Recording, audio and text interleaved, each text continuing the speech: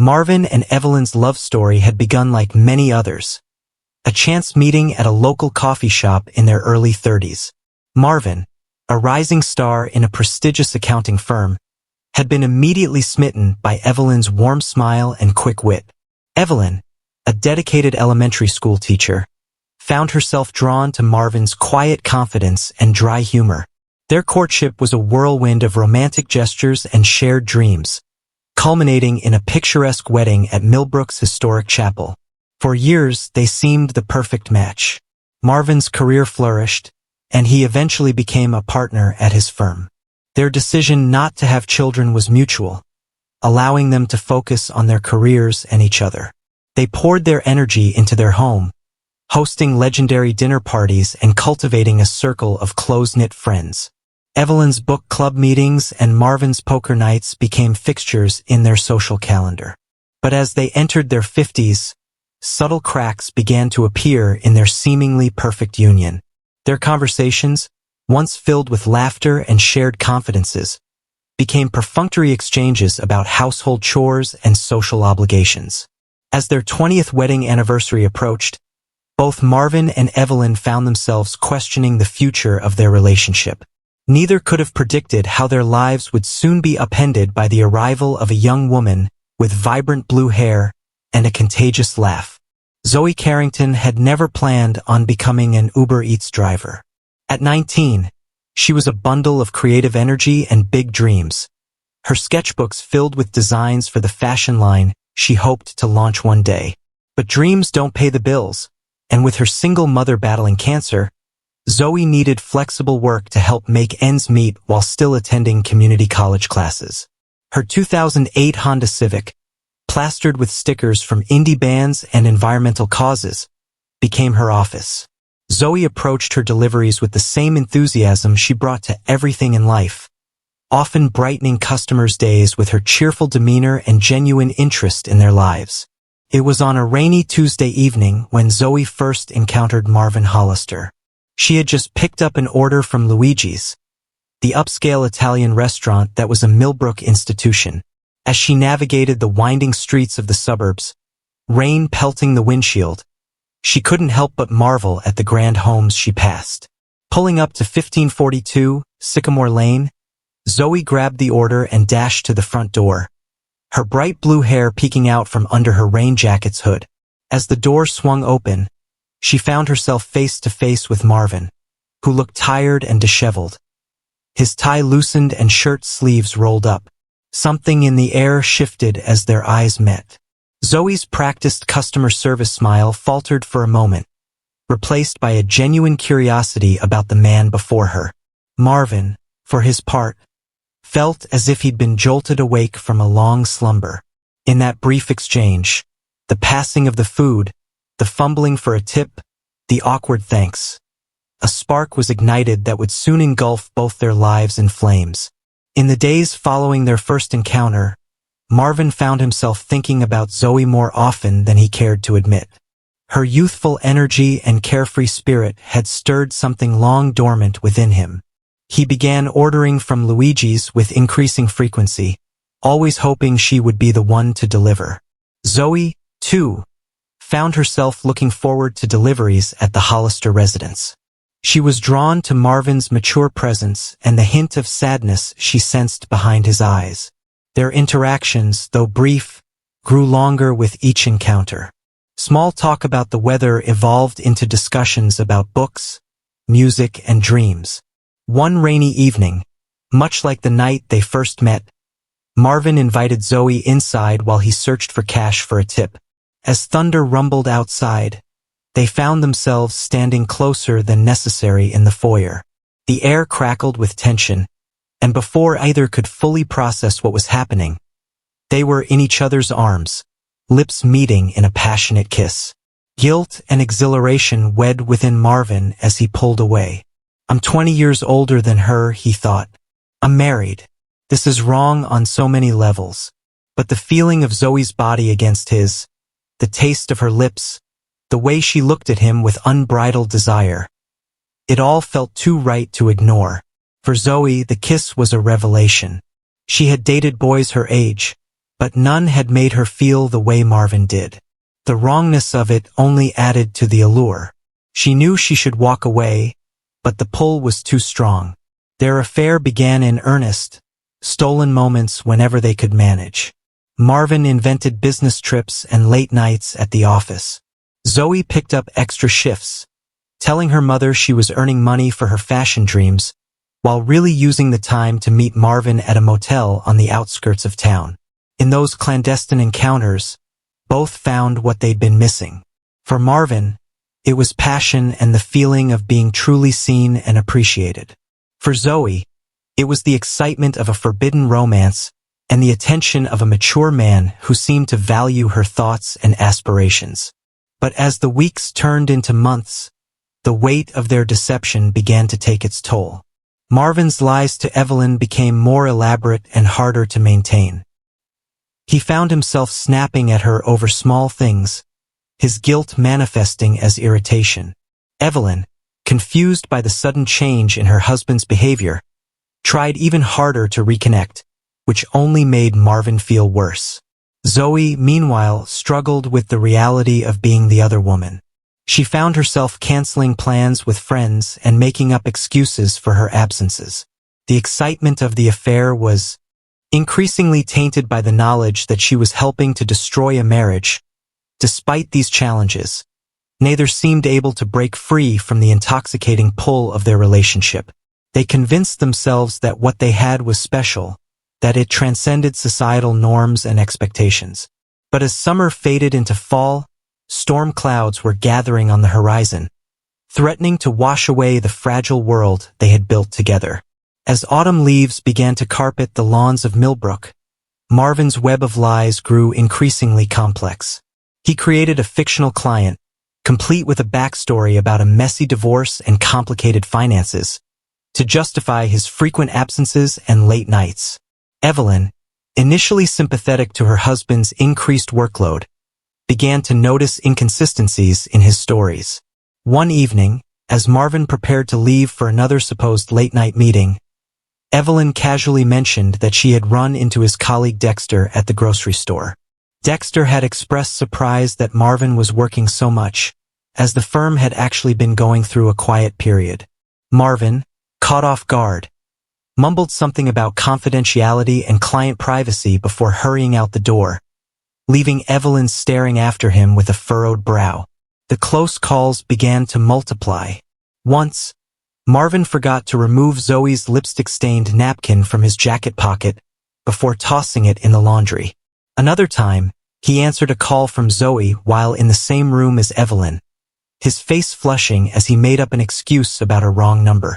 Each near miss left him more paranoid and on edge.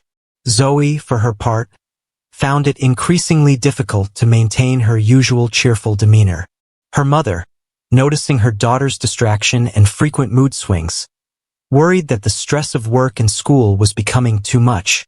Zoe's friends complained that she was always canceling plans at the last minute, and her grades began to slip as she prioritized rendezvous with Marvin over her studies.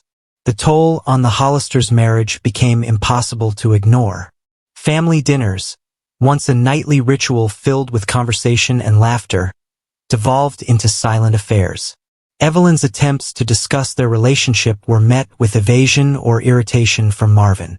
She found herself lying awake at night, listening to the unfamiliar rhythm of her husband's breathing, and wondering when he had become a stranger.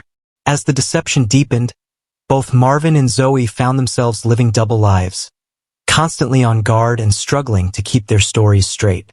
The thrill of their forbidden romance was increasingly overshadowed by the stress of maintaining their secret. Yet neither seemed able to break free from the emotional tangle they had created, each convinced that the other was worth the mounting cost to their personal lives and integrity. As autumn progressed, Zoe found herself falling deeper into her relationship with Marvin. What had started as an exciting fling was blossoming into something more profound, at least in her young and inexperienced heart. She began to daydream about a future where they could be together openly, imagining romantic getaways and cozy evenings at home. During their stolen moments together, Zoe would often broach the subject of their future. "You know, we could really make this work," she'd say, her eyes shining with hope. "We could move to a new city, start fresh where no one knows us." Marvin would usually deflect these comments with a sad smile or a change of subject. But Zoe refused to be deterred. She started dropping hints about her feelings in more public ways. Her social media accounts, once filled with selfies and art projects, began featuring cryptic posts about forbidden love and age being just a number. She even wrote a thinly veiled poem about their relationship for her creative writing class, earning concerned looks from her professor. As her attachment grew, so did her impatience with the secretive nature of their affair. She began to pressure Marvin to leave Evelyn, her youthful idealism convincing her that true love should conquer all obstacles. "Can't you see how perfect we are together?" she would plead. "Don't you want to be happy?"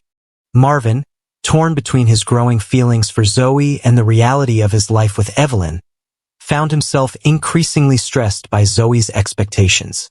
He knew he cared for her deeply, but the thought of appending his entire life, his marriage, his career, his standing in the community, filled him with dread. The more Marvin hesitated, the more desperate Zoe became. She began to show up unexpectedly at places she knew he frequented, hoping for a chance encounter that might force his hand. Her deliveries to the Hollister home became more frequent, each one a risk she was willing to take for a glimpse of the man she believed she loved. As winter approached, the pressure continued to mount, with Zoe's growing attachment pushing their delicate situation towards an inevitable breaking point. As the first snow dusted the streets of Millbrook, the passionate flame of Marvin and Zoe's affair began to sputter and dim.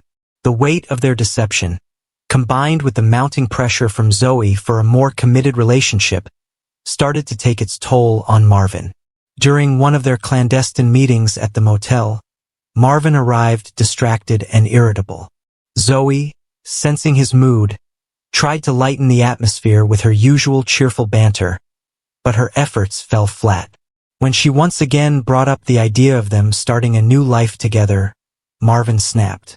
"This is a fairy tale, Zoe," he said, his voice harsh with frustration. "I have a life, a career, responsibilities. I can't just throw it all away on a whim." Zoe recoiled as if she'd been slapped. "A whim? Is that all I am to you?" she demanded, tears welling. The argument that followed was their first real fight, laying bare the fundamental differences in their expectations and life experiences. Zoe's youthful idealism clashed violently with Marvin's middle-aged pragmatism. They parted that day without resolving anything, both feeling hurt and misunderstood. In the weeks that followed, their meetings became less frequent and more strained. Marvin, racked with guilt over hurting Zoe and betraying Evelyn, began to withdraw emotionally. Zoe, desperate to hold on to what she saw as her great love story, became increasingly clingy and demanding. The situation reached a boiling point when Zoe, frustrated by Marvin's continued reluctance to leave his wife, threatened to reveal their affair to Evelyn. "If you won't choose me, I'll make the choice for you," she declared during a heated phone call. Marvin, panicked at the thought of his carefully constructed life imploding, pleaded with Zoe to be reasonable. He promised to make changes, to spend more time with her, anything to keep their secret safe. But even as the words left his mouth, he knew things had gone too far. As December arrived, bringing with it the festive cheer of the holiday season, Marvin found himself trapped in a nightmare of his own making. At home, Evelyn's suspicions had grown to the point where she was barely speaking to him, her silence more accusatory than any words could be. And with Zoe, every interaction felt like navigating a minefield, never knowing what might trigger another emotional outburst or threat of exposure. The once passionate affair had devolved into a source of constant stress and fear for Marvin. He knew something had to give but felt powerless to control the course of events he had set in motion. Little did he know that fate, in the form of his increasingly suspicious wife, was about to force his hand in the most dramatic way possible. While Marvin grappled with the deteriorating affair, Evelyn was piecing together a puzzle she never wanted to solve. The signs, once easy to dismiss, had become impossible to ignore. Late-night phone calls that Marvin took in hushed tones on the back porch, mysterious receipts for restaurants they'd never visited together, and the lingering scent of an unfamiliar perfume on his clothes. One evening, while Marvin was supposedly working late, Evelyn found herself staring at his side of the closet. On an impulse, she began rifling through his pockets, her heart racing with the knowledge that she was crossing a line. In the inner pocket of a jacket, her trembling fingers closed around a small folded piece of paper. As she opened it, her world tilted on its axis. It was a handwritten note, the looping script unmistakably feminine. "Last night was amazing. I can't wait to feel your touch again. All my love, Z." Evelyn sank to the floor, the note clutched to her chest as silent sobs racked her body. In that moment, all her suspicions crystallized into a devastating reality. Her husband, her partner of 20 years, was having an affair. In the days that followed, Evelyn became a detective in her own home. She scoured credit card statements, noting patterns in Marvin's spending. She paid attention to the Uber Eats deliveries, her eyes narrowing each time she saw a flash of blue hair.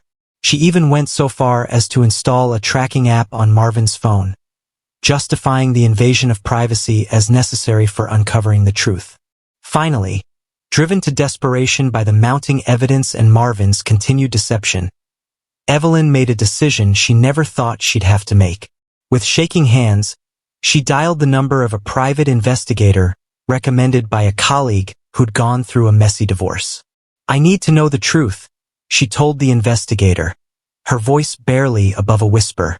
"Whatever it is, I need to know." As she hung up the phone, Evelyn felt a mix of dread and determination. The truth, she realized, might shatter her world, but living in doubt was slowly killing her. Little did she know how prophetic that thought would prove to be. The day that would change everything dawned cold and gray, a fitting backdrop for the drama about to unfold. Evelyn, armed with a file of damning evidence from the private investigator, had planned to confront Marvin that evening. But fate, it seemed, had other plans. Marvin had told Evelyn he would be working late again, but a call from a concerned neighbor tipped her off that his car was in the driveway mid-afternoon. Heart pounding, Evelyn left work early and drove home, her mind racing with possibilities, each more painful than the last.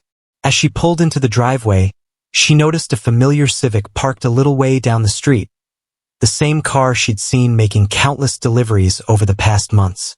With a sense of grim determination, Evelyn entered her home as quietly as possible.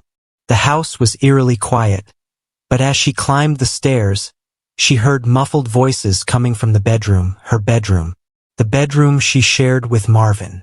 With each step, the voices grew clearer, punctuated by sounds that left no doubt as to what was happening behind that closed door. For a moment, Evelyn stood frozen, her hand on the doorknob. In that suspended second, a lifetime of memories flashed through her mind. Her first date with Marvin, their wedding day, quiet nights spent planning their future together. With a deep breath, she twisted the knob and pushed the door open.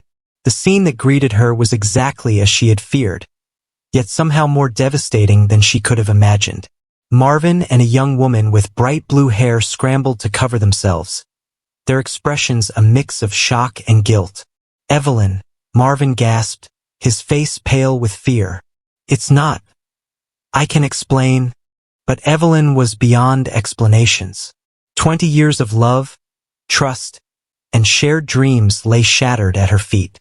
The pain was quickly giving way to a rage she had never experienced before. "How could you?" she screamed, advancing into the room. "In our bed? In our home?" Zoe, clutching a sheet to her chest, looked between Marvin and Evelyn with growing panic. "This isn't how it was supposed to happen," she said, her voice small and frightened. "Shut up," Evelyn snapped, rounding on the young woman. "You have no right to speak. You're nothing but a homewrecker, a child playing at being a woman." Marvin, having pulled on his pants, tried to approach Evelyn. "Please," he begged. "Evelyn, talk about this calmly. We can work this out. Work this out. Evelyn laughed. A harsh, bitter sound. You think we can work this out? You've destroyed everything. The argument escalated quickly, years of unspoken resentments and fresh pain pouring out in a torrent of accusations and recriminations. Zoe, overwhelmed by the situation, began to cry, which only fueled Evelyn's anger further. As the shouting reached a fever pitch, something in Evelyn snapped. With a sudden, eerie calm, she turned and walked out of the room. Marvin and Zoe exchanged a confused look, the abrupt silence more unnerving than the previous chaos. Neither of them was prepared for what happened next. Evelyn returned to the bedroom, her face a mask of cold determination. In her hand was the gun Marvin had insisted they keep in the house for protection, a decision that would prove fatally ironic. Marvin's eyes widened in horror. Evelyn, he said, his voice trembling, put the gun down. Let's talk about this. But Evelyn wasn't interested in talking anymore. With a steady hand, she pointed the gun at Marvin. How long? She demanded. How long have you been sleeping with this child? Zoe, paralyzed with fear, could only stare at the weapon. This isn't happening, she thought frantically. This can't be real. Marvin, hands raised in a pleading gesture, tried to reason with his wife. Evelyn, please, he begged. This is crazy. You don't want to do this. For a moment, the only sound in the room was their ragged breathing. Then Zoe made a fatal mistake. In a burst of panic-induced bravery, she lunged for the gun. What happened next seemed to unfold in slow motion. There was a struggle, a tangle of limbs and desperate grasping. Marvin shouted, trying to separate the two women. Then a deafening crack split the air. Time seemed to freeze. Zoe stumbled backward, a look of confusion on her face. She looked down at her chest, where a crimson stain was rapidly spreading across the sheet still clutched to her body. Oh, she said softly before crumpling to the floor. Evelyn dropped the gun as if it had burned her, the reality of what she'd done crashing over her. Marvin rushed to Zoe's side, pressing his hands against the wound in a futile attempt to stem the bleeding. As Zoe's life ebbed away on the bedroom floor, the sound of sirens grew in the distance. The idyllic facade of suburban life on Sycamore Lane had been shattered forever, leaving 3 lives irrevocably changed in its wake. Detective Liam Donovan, a veteran of the Millbrook Police Department, took charge of the crime scene. As he entered the Hollister home, he was struck by the contrast between the tasteful decor and the chaos that had erupted within its walls. Upstairs, he found a tableau of tragedy. Zoe Carrington, barely out of her teens, lay lifeless on the floor, the sheet covering her body stained a deep crimson. Marvin Hollister sat slumped against the wall, his hands and chest covered in blood, his eyes vacant with shock. Evelyn Hollister was seated on the bed, eerily calm, staring at the gun on the floor as if it were a venomous snake. Over the next few hours, the Hollister home became a hive of activity. Crime scene technicians meticulously documented every detail, from the position of the body to the blood spatter patterns on the walls. Detectives interviewed the shell-shocked couple separately, piecing together the events that had led to this tragic moment. As dawn broke, casting a pale light over the scene, Detective Donovan stood on the front lawn, surveying the quiet street.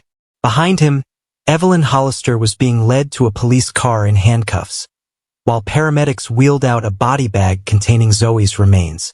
The detective sighed heavily, knowing that the repercussions of this night would be felt in Millbrook for years to come. As the trial progressed, every aspect of the Hollisters' lives was laid bare for public consumption.